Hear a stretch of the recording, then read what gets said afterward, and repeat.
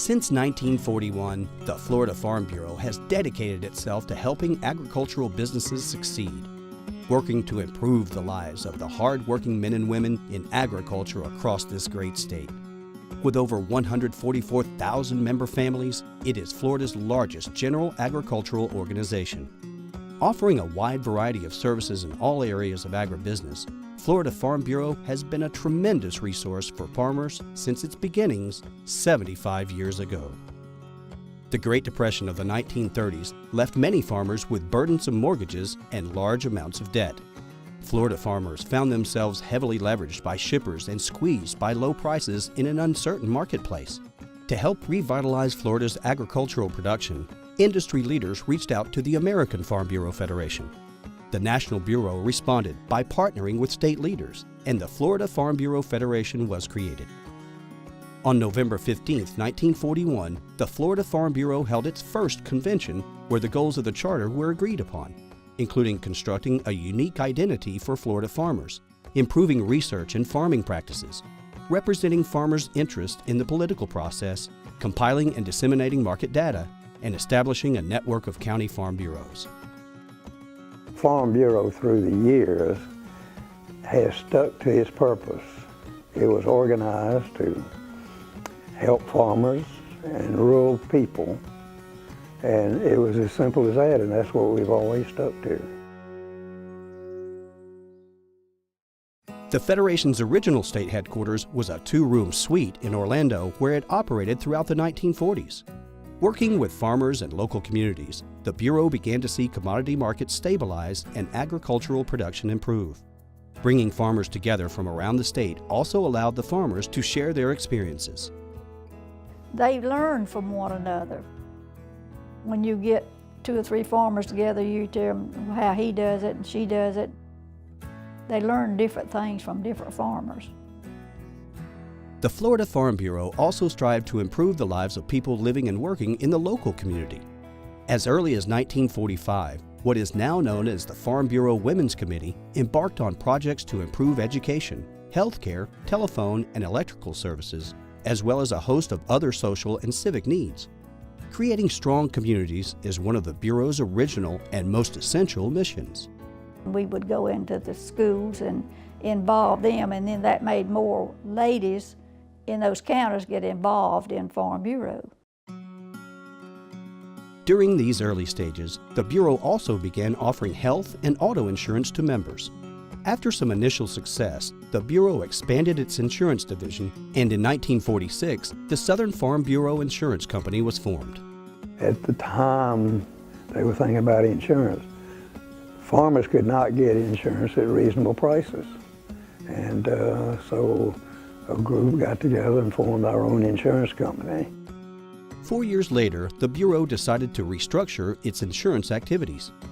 Southern Farm Insurance was discontinued and Florida Farm Bureau Mutual Insurance Company was born. It quickly gained traction, and by 1958, the mutual company was writing in excess of $500,000 worth of premiums. Today, Florida Farm Bureau continues to offer affordable insurance to members, and the Bureau remains one of Florida's most respected insurance providers.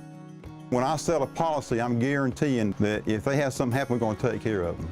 And our claim folks fulfill that promise. It's a good feeling. Since its inception in 1941, the Florida Farm Bureau grew steadily. By the end of the first decade, there were 50 county farm bureaus and 10,000 members.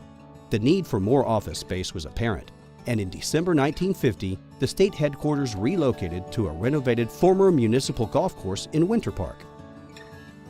In August 1956, the Bureau moved again, relocating its headquarters just south of Gainesville on U.S. Highway 441.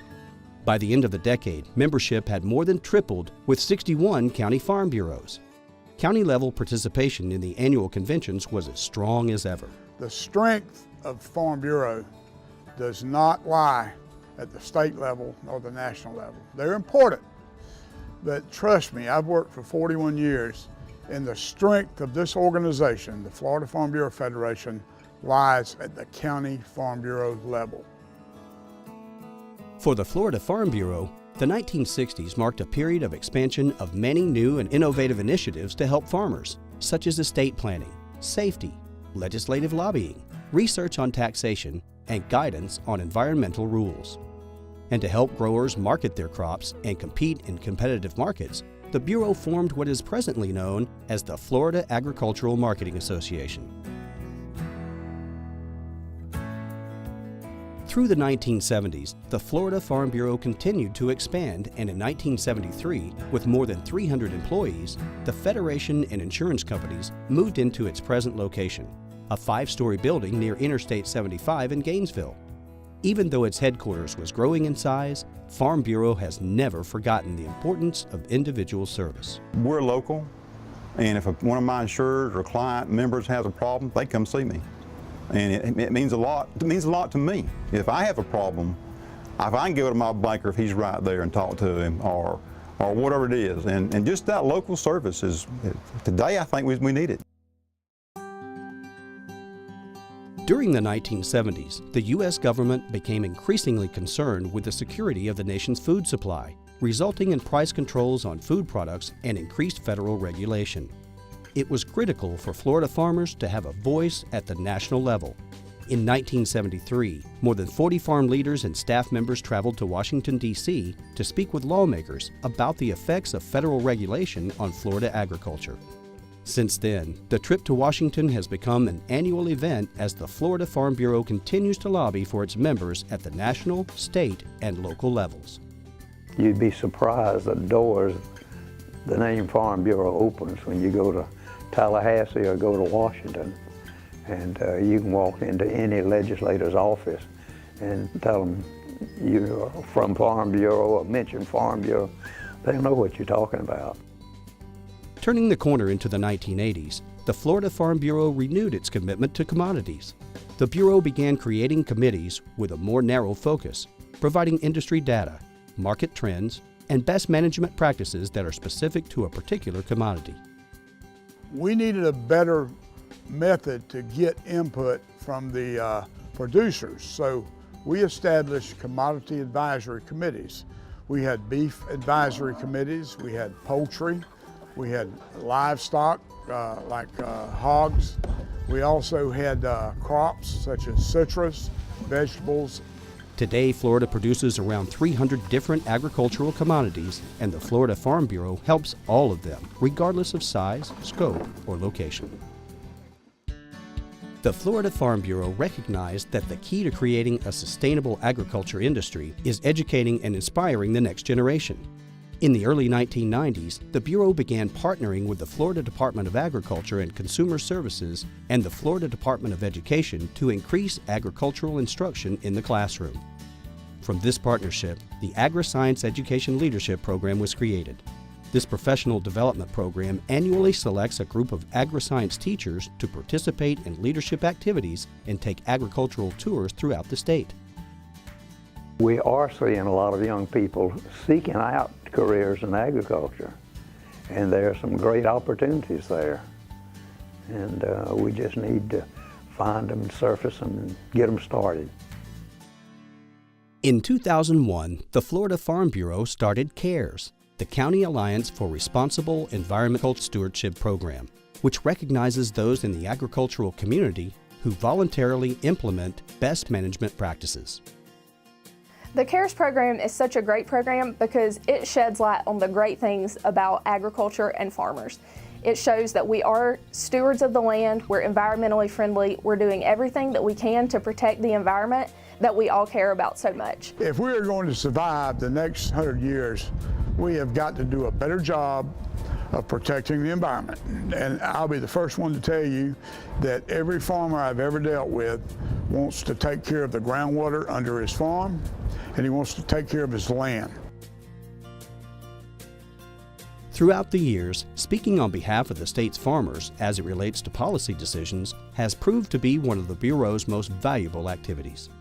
We're not known as the voice of the forestry industry. We have a great forestry association. We're not known as the voice of the cattle industry. We have a great Florida Cattlemen's Association. We are known as the voice of agriculture because we speak for every commodity that is grown in the state of Florida. The Florida Farm Bureau continues its diligence in the public policy arena on behalf of farmers. In 2015, the Bureau successfully advocated for a tax exemption for the purchase of farm equipment and repairs, which had a $13 million positive impact and provided welcome relief for almost every farmer and rancher in the state. Today, Florida farmers still face many challenges. The business of farming is changing every day, and increasing competition from around the world is threatening the Florida farmer.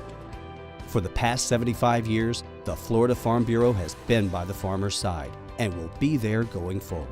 The future of Farm Bureau, I really believe, is great. The opportunities, the need for production agriculture to feed a growing population will be the demand that our farmers are going to have to meet.